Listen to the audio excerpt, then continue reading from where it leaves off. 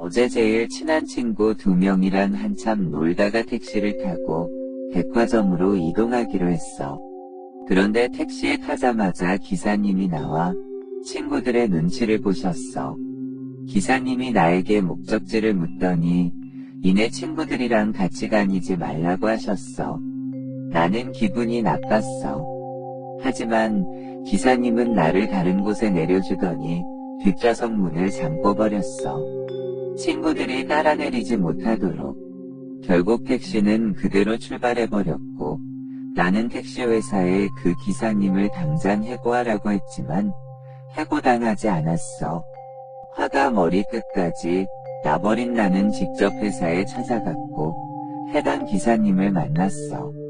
그러나 나는 기사님의 말을 듣고 살려줘서 감사하다고 말해야만 했어. 나는 견과류를 좋아한다. 특히 호두를 가장 좋아한다. 우리 집은 형편이 어렸을 적 이모가 가져다 주신 호두를 먹어본 후로 한 번도 먹은 적이 없다. 사람의 뇌 모양과 많이 닮아 호두가 머리에 좋다는 이모의 말. 하지만 이제 호두를 먹을 수 없다. 부모님께 호두를 사달라고 말해봤지만 미안하다며 나중에 사주겠다는 말을 들었다. 결국 나는 도끼로 부모님의 두개골을 쪼갠 후 사람에게서도 호두가 나올 수 있다는 것에 신기함을 느끼며 먹었다. 어라? 이상하다. 쇠맛이 나네? 내가 어렸을 적 먹던 호두의 맛이 아니다. A와 B는 친구였습니다. 그러나 A에게 애인이 생길 때마다 B가 심한 여우짓을 하여 회방을 놓았습니다. 그런 후 뺏은 A의 애인과 본인이 사귀기 시작했습니다. A는 매우 열받고 분했지만 B가 친구이기 때문에 참았습니다. 결국 A는 B 몰래 연애를 하기 시작했습니다. 어느 날 밤, B는 A에게 울분을 토하며 전화해서 따졌습니다. 어떻게 그럴 수가 있냐고. 그러자 A는 웃으며 되갚아주는 것일 뿐이니 억울해하지 말라고 했습니다. 신우이와 새언니가 있었습니다. 새언니는 딸을 임신했고 신우이는 아들을 임신하여 집안 어른들 모두가 아들을 임신한 신우이를 더 챙겨주는 분위기였습니다. 질투가 난 새언니는 자신의 딸이 찬밥 신세가 될 것이 뻔하기 때문에 신우이에게 앙심을 품게 됩니다.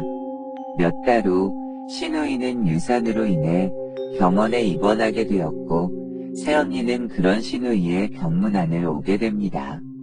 그러나 곧 처음에는 이해하지 못하던 신우이는 새언니가 들려주는 어떤 이야기를 듣고 큰 충격을 받았습니다.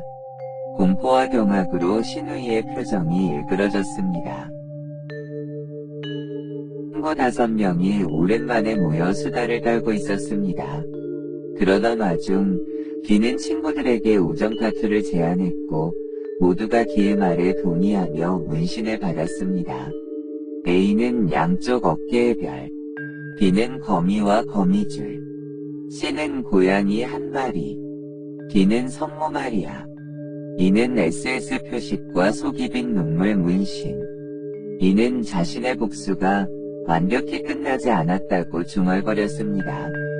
친구들은 이가 제일 스펙타클했다면서 웃었습니다. 는 후천적 사이코패스다. 스스로 사이코가 되기로 했다. 어느 날 친구가 자꾸만 돈을 빌려달라고 했고 난 화장실에서 고데기로 친구의 팔을 찢었다.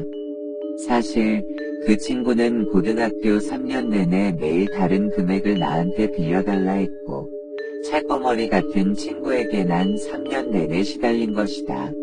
그 친구를 집으로 불러 술을 마셨다. 그러던 중 안주가 부족하단 생각을 했고 다시 한 번 더 사이코가 되었다. 다음날 나는 경찰에 잡혀갔고 나는 그저 어두육미를 즐기고 싶어 그랬다고 했다. 남자는 버스 운전기사이다. 밤이 되어 회차하는 중이었다. 회차하는 도중에 이상한 느낌이 들어 백미러로 뒤를 확인해봤다. 그런데 뒤에는 저승사자가 곧게 앉은 채로 남자를 빤히 응시하고 있었다. 잘못 본 것이 아니라는 걸 깨달은 남자는 회차를 서둘러 하고 집에 들어갔다. 다음 날 출근을 했는데 분위기가 이상했다. 동료들이 대화를 하고 있었다. 이윽고 동료들의 대화를 다 들은 남자는 그제서야 모든 것을 깨달아버렸다. 친한 친구 4명은 마니또를 하기로 했다. D는 웃으며 자신이 어떤 선물을 해도 불평하지 말라고 했다. 일주일 뒤에 공개하기로 했다. 그런데 뉴스에서 어떤 펜션의 인근 야산에서 여성의 시신 한 구가 발견되었다고 했다. 시신은 얼굴과 몸이 처참히 망가진 상태였다. 이 뉴스를 본 친구들은 공포에 질려 떨었다. 그 순간 그 둘에게 딱 기다리라는 문자가 도착했다. 월요일, 친절한 부모님이 계속되었으면 좋겠다. 화요일, 몸이 안 좋아 토했다. 아빠가 화를 내며 화장실 청소를 시켰다. 무섭다. 수요일, 엄마가 나를 높은 방에 데리고 갔다. 엄마가 그렇다면 무조건 그런 거다. 목요일, 의문의 아저씨가 집에 찾아왔다. 부모님이 아저씨와 대화한다. 뭐지?